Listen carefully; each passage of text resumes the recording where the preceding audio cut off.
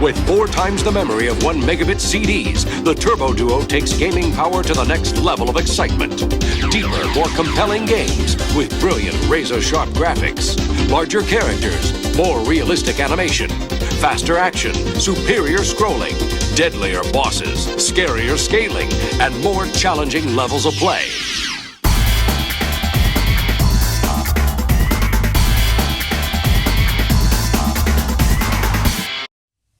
Hello everyone, and welcome back to the Ultimate TurboDuo review here on Player One Start. In the last video, we were looking at the games released in 1992 for the TurboDuo, and that video is running a little long, so I decided to feature the rest of those games in this video.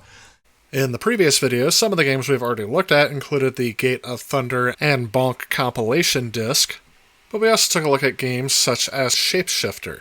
In this video, I'm going to continue with featuring games that I showcased in the last video. So if you're interested in viewing that, I have a link popping up on the top here, or if you want to watch it after this video, I will leave a link in the description and at the end of this video.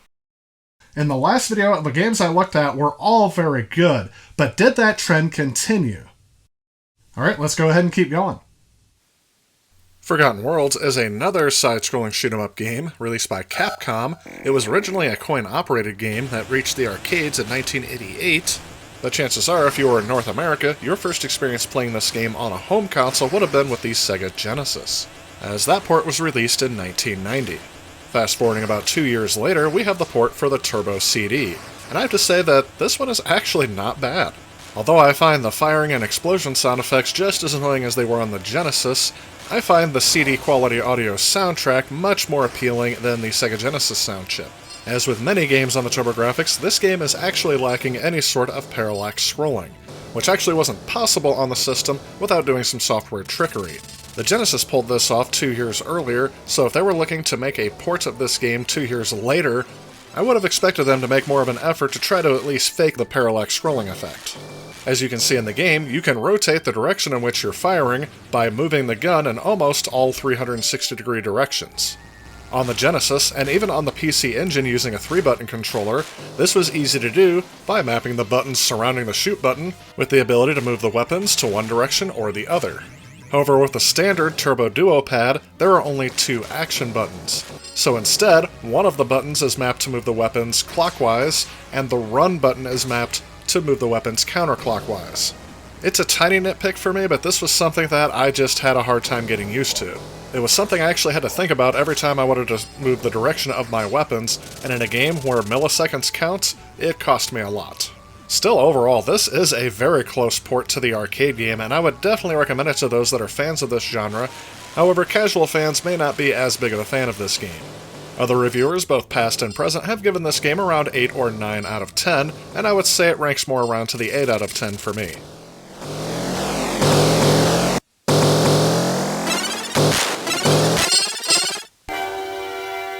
Sherlock Holmes Consulting Detective Vol. II is a sequel to the very successful first game that was also released on the TurboGrafx CD unit, although that one was released on regular CD-ROM, not Super CD-ROM. This game can take advantage of additional RAM space, and I think the only thing I might have noticed is that the load times seem to be a little quicker. But other than that, this game plays almost exactly like the first game. It wouldn't surprise me if this was using the same exact engine as the first game, except for, of course, they have to add in some additional graphical detail with that additional RAM. But I think that's why I like it being called Volume 2, rather than just the full entitled sequel. This is something I think that would have been added on as DLC for games today, as it's not quite different enough to differentiate it from its first game, other than adding on additional levels, which are additional stories and puzzles that you have to solve. And I think that's why that the reviewers were a bit more critical of this game than they were of the first. Computer Gaming World liked the interface and improved quality of the video clips, but they criticized the game's short length, recommending to have at least 5 cases and not the 3, as well as the lack of any sort of background music while playing the game. Of course, that refers to the PC version, but that also, I think, applies to this version as well. To be honest, I had absolutely zero interest in playing this game after going through the first one. And the fact that this title is much more rare means the price on this one is a lot heftier to collect, so I couldn't recommend this to anyone except for hardcore fans of this game, or if you're going for a complete collection.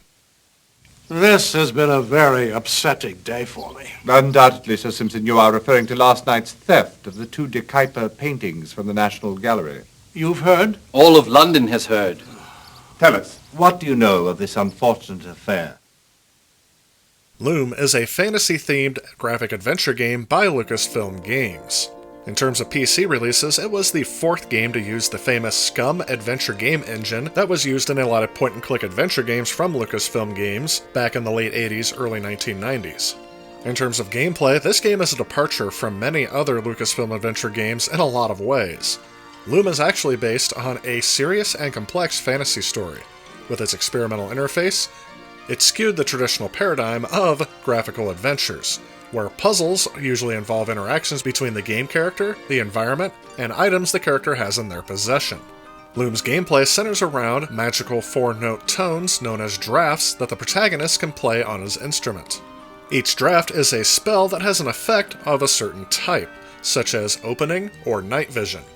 Some drafts can be reversed by playing the notes backwards. The player can learn different drafts by observing an object that possesses the qualities of the desired draft. For example, by examining a blade while it's being sharpened, he can learn the sharpening draft. When the game begins, the character is only able to play drafts using certain notes, C, D, and E. This limits his ability to reproduce more powerful drafts, and as the game progresses, and additional notes become available, so does his ability to play new drafts. The game can be played at 3 different difficulty levels. Each one changes how clearly labeled the notes being played are. For example, on the standard level, notes are indicated below the instrument. However, in expert level, all notes have to be played by ear, so I would definitely recommend staying away from this unless you are musically inclined. Now, this game in itself could be its own game review video, so I'm not going to go too deep into the story, but it is important to note that at a time when most people still didn't own a PC, this would have been incredible to have as a title for a game console. Even at $299, that was a steal for a game system that could play CDs, and this is the type of game that people would have wanted to have with it, although this game was not initially released on CD-ROM for PCs. My first experience with this game actually came from a demo disc that had this game on it, and although I had no idea how to play it, its magical sounds and colorful atmosphere was something that kept me engaged, and I kept coming back to it, just exploring around and seeing what I could find. Now that I have the full version at my disposal, I actually have been playing through this game, but I do recommend a strategy guide if you're going to play through it nowadays, because some of these puzzles are not as straightforward as they seem to me. But I have a similar experience across all of the Scum Engine games, such as The Secret of Monkey Island and Maniac Mansion. I have to say, this title being one of the first Super CD-ROM games, this would have sold me on its advanced graphical and musical capabilities. The game itself, I think, still looks stunning to this day. My only gripe with this game is the fact that you have to drag the mouse around the screen using the D-pad on the controller. I think it would have been great if they would have added in a step system where the mouse cursor just moves to all the interactive objects on the screen. Yeah, I think that would take away from the point-and-click adventure discovery mode, but it would also help speed up the gameplay just a little bit and make it a lot less tedious. Another gripe, which I think affects a lot of Super CD-ROM titles, is the load time. Because yes, as you're moving around corridors and new things are being loaded in, the TurboDuo slogs along and does its best, but still is a bit slower than I would like. Again, those are minor criticisms, but I think one of the advantages of playing this on the TurboDuo nowadays is the fact that it takes a lot less setup to get it up and running than it would to get an old PC set up, get the right graphics drivers loaded in, get the right audio drivers loaded in, and then get it going. Of course, emulation would solve this issue as well, but I do like playing this on original hardware. Overall, while I would give this game about a 9 out of 10 again, I am going to reserve my reservation to those that like this genre in particular, the point-and-click adventures of Lucasfilm games of the early 90s, and of course hardcore collectors who have to collect everything.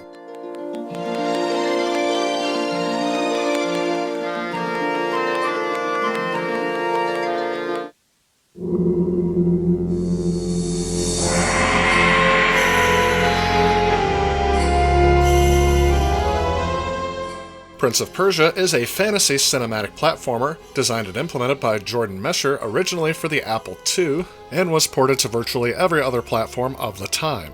This game is famous for its very smooth, rotoscoped animations of its main characters and enemies.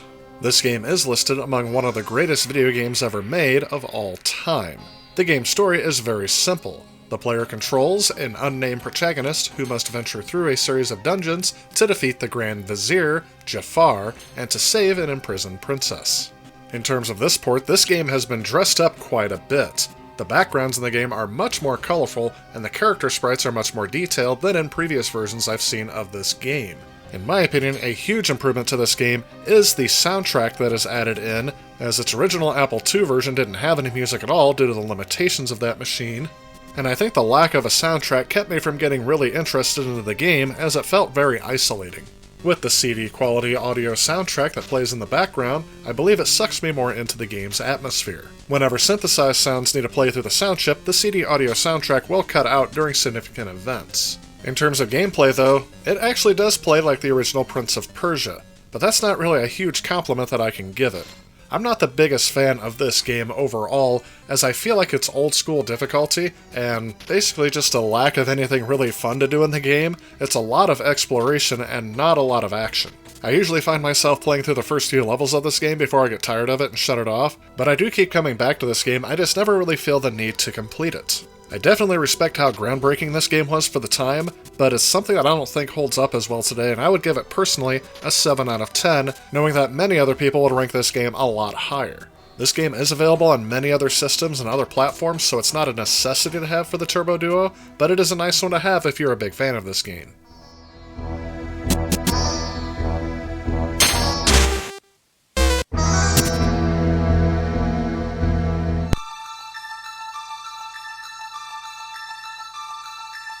Somewhere in the course of time there lies Isranasa, a world blessed by peace and tranquility.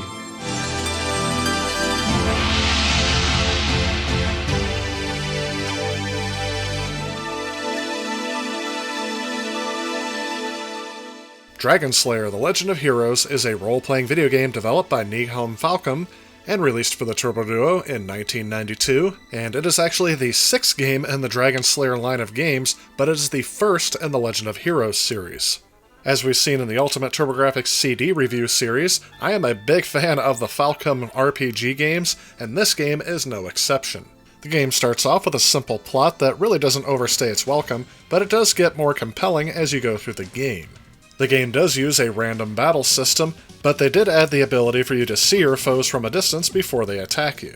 I actually found the battle system to be quite enjoyable, as it's kind of simplistic and definitely not overcomplicated like some RPGs of this time period can be. The game's graphics are on par of RPGs of the time, but they would become quickly outdated by games such as Final Fantasy III for the Super Nintendo, that's Final Fantasy VI if you're from Japan, as pre-rendered graphics would start replacing cartoony, drawn-out pixel art. I will say I didn't appreciate the screen size being scrunched down so that you can always have your character stats up, but honestly after a while I actually appreciated it being there, as I was always keeping an eye on my character's stats, and it didn't really inhibit your ability to see what's going on in the cutscenes or reading the dialogue. The soundtrack of this game is done very well, combining both synthesized music and full CD quality audio. And although some people may find it bad, I find the voice acting in this game to be quite humorous. Prince Logan, wake up! We're under attack, my lord! Monsters everywhere! There's not a moment to lose! Please arm yourself and follow me! I'm afraid we're a bit outnumbered, my lord. Though it's been some time since I've lifted a sword, I'm sure I can hold off a few of the beasties while you make good your escape. It's definitely not good voice acting, but it gives this game an additional layer of charm that I think enhances your gameplay. In fact, even the on-screen dialogue that is not spoken can be humorous as well. Overall, to kind of give you my experience of this game, I went into this not knowing what to expect, and then ended up sinking about 3 or 4 hours into this game without realizing that I had spent that long. When it was released, Famitsu scored the Japanese version of this game with about a 29 out of 40. After its release in the US, Electronic Games Magazine nominated the TurboGrafx CD version for the 1992 Multimedia Game of the Year award. They specifically stated that this game demonstrates how far multimedia has come since the same developers Ys 1 and 2.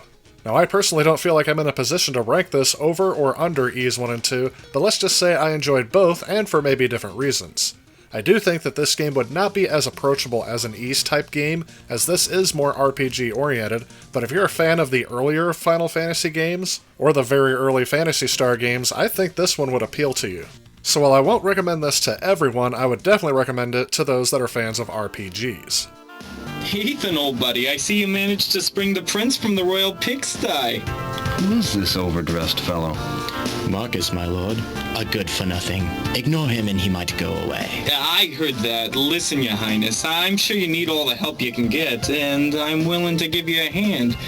But me being a level 7 spellcaster, I got my pride. I can't serve under somebody who's any less than level 6, you know what I mean? Anyway, I'll see you around. So all in all, this was a pretty decent lineup for the launch of the TurboDuo. There's not a ton of games, but what's there are all pretty decent. I really liked Gate of Thunder. I thought that was an excellent shooter game that showcased kind of the advanced graphical capabilities that the TurboDuo would be able to pull off as opposed to what the Turbo CD or even the regular TurboGrafx could do. It has an awesome soundtrack. It's a gameplay style that I think a lot of people can pick up. Again, easy to play, difficult to master. And I think that this would have appealed to a lot of gamers at this time. Of course, this is a system known for its shoot-'em-ups. Shapeshifter was another game that I was actually pleasantly surprised about. I wasn't expecting much out of this game. I thought it was going to be more of a role-playing game, but it's actually kind of a cross between that and an action platformer. I was trying to think of games to compare it with, and I guess Golden Axe may be one. But it actually kind of reminds me of a game on the NES like a Stein Axe, that kind of a play style, where you can level up your weapon as you go through it, and there are some role-playing elements in there, but it was enough to keep me interested in the game, and I actually really ended up enjoying this one. Dragon Slayer, no, not Dragon's Lair, was another game that actually stood out to me on this system, and it's the one that I probably played the most when I first booted up the game. I ended up getting into this game about 3 or 4 hours before realizing I still have to play other games for this review. So it was something that just came out of nowhere. It's another Falcom RPG, and I thought it was done fantastically well. It reminds me more of Final Fantasy than it does games like Ys, which they're also known for. So it's a game that's different, but I'm not going to say it's any better than Ys. I just enjoyed them both, and for different reasons, because there are 2 different playstyles there. I also really enjoyed the voice acting in that game. I mean, it's so bad, and yet so good. And I don't know if that's the reason why I enjoyed it even more, but I thought it gave it a layer of charm that really, only these early voice acted games could give. Loom is another personal favorite. I loved this game on PC back in the day, even though I don't think I ever played all the way through it, and getting it to play on a console, instead of having to pull out my retro PC setup, make sure all the drivers are compatible, and getting it going. I can just pop the disc in, and yeah, it's got the long load times, and it's got the mouse cursor that's a little annoying, but overall, I still had a good, enjoyable experience with this game. Doesn't make it any easier. I still have almost no idea how to play it. I think a strategy guide would help here, but overall, it's just one of those games that just sucks me into the world, and I'm interested to learn more about it. It's exactly what you would expect from that type of game. Forgotten Worlds was another standout shoot-'em-up for me on this system. I had played it on the Genesis, but I found myself enjoying it more on the TurboGrafx 16, specifically because of that Genesis soundtrack. Now, I'm not going to do a direct comparison here, as I'll be doing that in my 16-bit war, but let's just say that having that full CD quality audio soundtrack, even though I think it's mostly synthesizers, I really enjoyed that a lot better than the stock Genesis sound chip sounds, at least for this game. If I were to try to pull together all of these games, I don't think I'd find a bad one in the bunch. The only one I personally did not enjoy was Sherlock Vol II. I enjoyed the first one as this is kind of neat, I remember these point-and-click mystery games, but by the time I got to the second one, I was over it. There was really no reason for me to play through this one. It reminded me a lot of a DLC add-on pack than it did a full standalone sequel. I definitely agree with the reviews that they could have added on a few more mysteries to make it worth your money. So far, we're off to a great start with this system. In the next video, we're going to start looking at the games that were released in the final year of the TurboDuo's life, and that is 1993. So stay tuned for that part coming out to you real soon. So as we wrap up this video, I am going to say, if you like what you see, please remember to leave a like below, leave a comment below, let me know if you guys have played any of these games for the systems, or which ones look interesting to you. Again, I'm always willing to see what your guys' perspective is, as I'm sure it's not exactly the same as what mine would be. That said, I do want to thank you all so much for watching. Stay tuned because I have more content coming, and I will see you all in the next one.